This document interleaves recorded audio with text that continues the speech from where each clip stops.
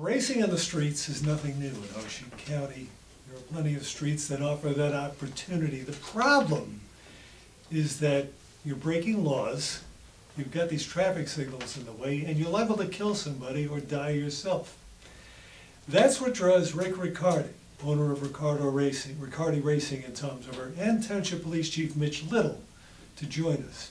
On November 19th, police will escort a squadron of would-be street racers to Atco Speedway for Keep It at the Track and Off the Streets. This is an annual event. Chance to really open her up under real track conditions instead of breaking laws and risking lives. RiccardiRacing.com is where you'll find a lot of other information, and you can also find them on Facebook. Gentlemen, thanks for coming in. Rick, let's start with the fact that this is not just an annual event, but this year also a toy drive. Yes, myself and Mitch, Chief of Police here, we've been doing this for going to be this is going to be the third year doing it. We have gotten together. I have known some friends that have gotten very hurt and some friends that have gotten killed street racing, and I'm guilty of it as growing up. I used to do it as well, but you know, as the title says, I keep it at the track now. We try to have something where we can get everybody together and show them that they have a safe place, a controlled environment where they can do what they want, basically under the rules of the racetracks. Safety equipment, they have ambulances on hand, and you can basically let all your frustrations out there versus on the street, you know, take a chance in hitting a woman with a baby in a car or something like that. I know you'll never get street racing to stop, but if at least one day out of the year we can gather everybody together and bring them to the track, that's one day that we've been able to accomplish something in taking that off of the streets. So, you know, working with Mitch has been great, trying to put this whole thing together. After the first year that we did it, we had so many people asking, can we please do it again? Family members asking, can we do it? So with the help of Mitch and the Toms River Township Police Department, you know, we've been able to do this. And this year is going to be a little different because we had a few people ask, because of the amount of people that come to the event, if we could try to incorporate a toy drive into it to try to help unfortunate kids for Christmas time so that they have a toy. So I spoke to Mitch and we put it together. We're going to have another group coming out of Philadelphia and Delaware that are having their own drive, and everything that we can bring to the track that day, we're going to split 50-50 between the two toy drives. So hopefully we can bring a really big truckload of toys home for a bunch of needy kids. Okay, nice new unwrapped toy. Yes, one unwrapped toy per vehicle. Chief, I know you've never broken a law in your life. Never. Of course. So let's talk about the logistics here. You've got miles and miles of cars that get involved in this caravan that goes from here to the Speedway. How do you coordinate that? It's tough. Luckily, our traffic unit are experts at this stuff because we escort funerals all the time and things like that. We handle parades. When Rick approached me 2 years ago about this, we thought it was a fantastic idea to keep it off the streets and bring it to the track. And there seems to be a new generation of people, and I know Rick's in the business, so he would know more than anybody, that people are back into those cars again. They're into street racing cars, they're into classic cars, there's car shows all over the place, and me included. I'm into old cars. And you know, I still have my '64 Mustang back when I was in college that I found 25 years later. So what happens is all these people have these great cars, they spend a lot of money and a lot of time, and it's their hobby to make these things as fast and as powerful as they possibly can, and there's no safe place to do that.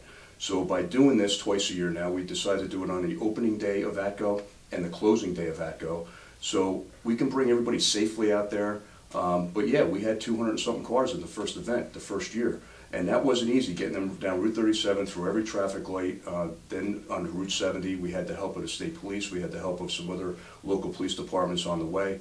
And part of it is because a portion of this is True Street. Rick can talk more about that, but those are cars that are actually checked at the site before we leave, and they're checked again at the track, and we're escorted because they can't pull off and do any modifications to their cars. And that's a separate little event that they have at the track. ATCO loves the idea because they think the same way, that it's safe for these people to actually test their cars out. And if we give them that opportunity, they don't feel the opportunity to do it on the street. They're going to take them out and drive them, and that's fine.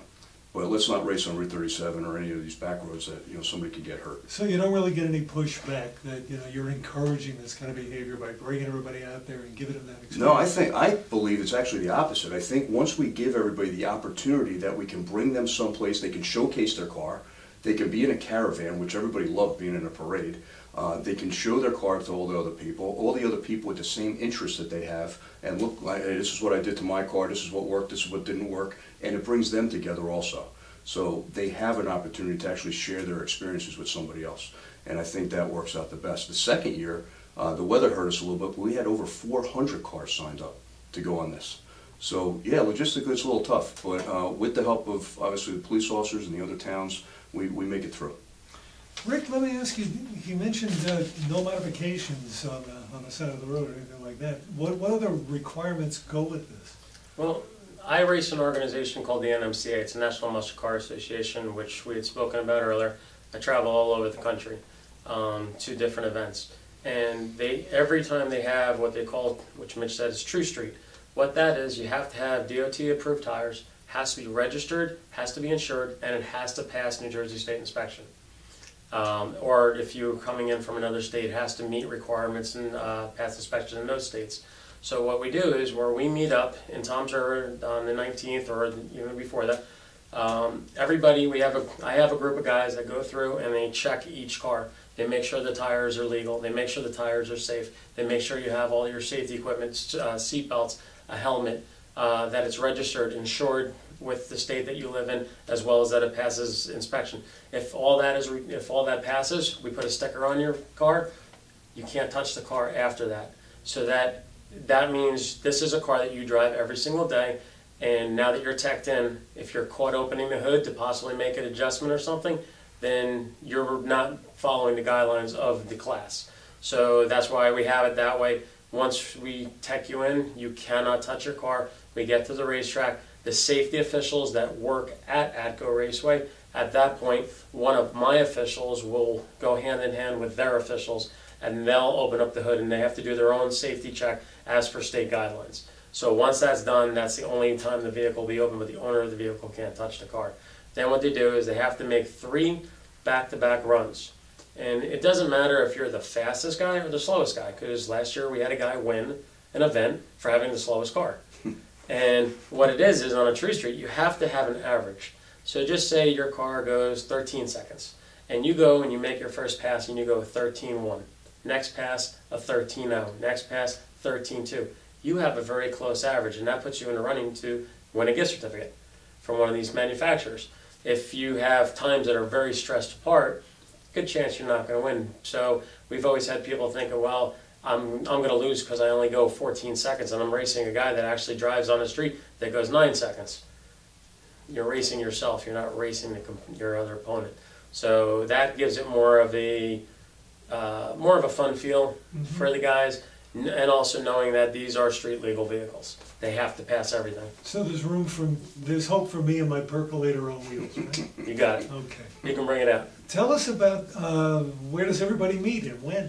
November 19th, I had spoken last year to the owner of the facility of the Toms River Shopping Mall.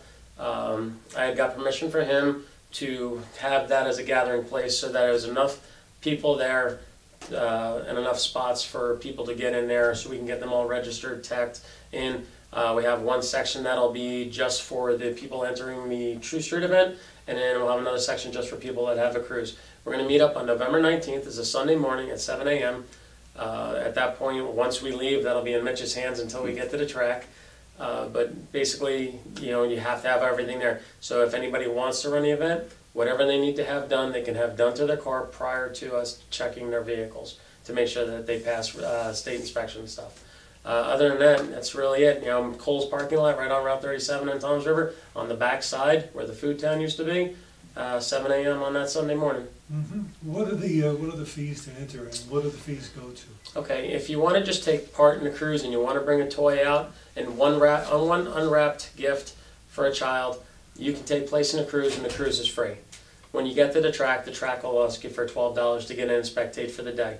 If you don't want to enter into the True Street event, you can get out to the track and it'll be $25. They cut the prices in pretty good chunk off them so that people can just come out and test their cars. So it'll be a $25 fee. If you want to run in the True Street event, it's $85. And what that does, that covers the cost for you to get into the track, and it also puts money into a pot that we disperse between a bunch of winners. So it's a good time for everybody. It's fun. Got guys out there making new friends, families, and I mean, we had caravans of families just showing up in vans last year. Even though the weather was cold and nasty, everybody still showed up. Obviously, if it rains, we'll have to have a rain date for next year, but we're not looking at the R word. We don't like that word. And that's about it, you know. It's a good time for all. Chief, one other thing.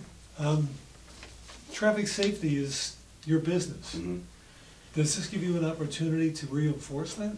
Yeah, absolutely. I was going to bring up before that it gives our officers also an opportunity to get to know these guys too. So just because they have a street legal fast car doesn't mean that they're actually going to be breaking the laws either.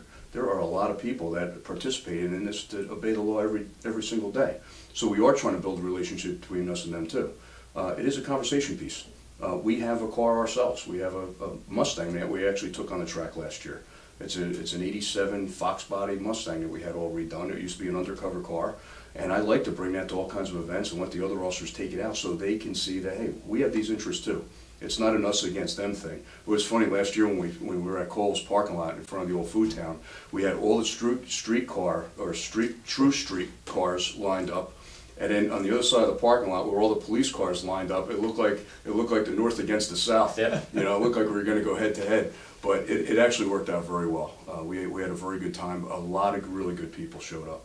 And we encourage that. We encourage anybody that doesn't even want to race. If they just want to come out for the cruise, that's fine too, and just be a spectator. All right, 7 o'clock, November 19th. 7 a.m. in the morning, yes. Route 166 at 37, the Coles parking lot. Take it around the back, by the food town, where the food town was. Plenty of room. And what time does everything actually get started at the track then? Well, once we leave here, I think we rolled out close to 8 o'clock last year. It takes about 35 to 40 minutes to get to the racetrack from there. It's a 40-mile cruise. So once we actually get there, if you're in the True Street event, you'll actually just roll right into the staging lanes because you'll already be prepaid at Coles. If you're going to test and tune or just spectate, you'll stop at the gates and pay at that time. So everything we usually get everything rolling maybe about 9:30, quarter to 10. But we get there early enough in the morning so that there's not as many people on the road, so that we can get out there a little easier with the amount of people that we have, and it makes Mitch's life a little easier not having a million cars on the road. Right. And if there's other groups that come from West Jersey, right, they can feel free to come down Route 70, go south on 206, and go right to Atco, right? And they can join us up there, and they're more than welcome to bring a toy or whatever from that point. They don't have to come all the way to Tom's River to do Exactly. that. So I have a feeling this is going to grow. Actually, Rick, you even mentioned that the Hot Rod Association, the National Hot Rod Association, actually adopted this and said, wow, this is a great idea. This is something we want to do all across the country. I forgot about that, sorry. I'm glad you brought that up. Right. I reached out to NHRA, National Hot Rod Association, out in California. I told them what they were doing. They made up decals for Keep It at the Track and Off the Streets program, and they did a big write-up on it. They had it in all their national dragsters. They were announcing it everywhere. So that was really nice to be able to have National Hot Rod back us on it last year. They did some things for us this year as well. So we're just hoping to have a really good time and have a lot of people show up. You know, this year is a little bit more. We want to try to raise as many toys for kids this year so that Christmas morning every kid has a toy. Local boys make good. Take it to the country. Rick Riccardi of Riccardi Racing and Tom's River Police Chief Mitch Little. Keep it at the track and off the streets. November 19th, I'll see you there, and be sure to bring an unwrapped toy.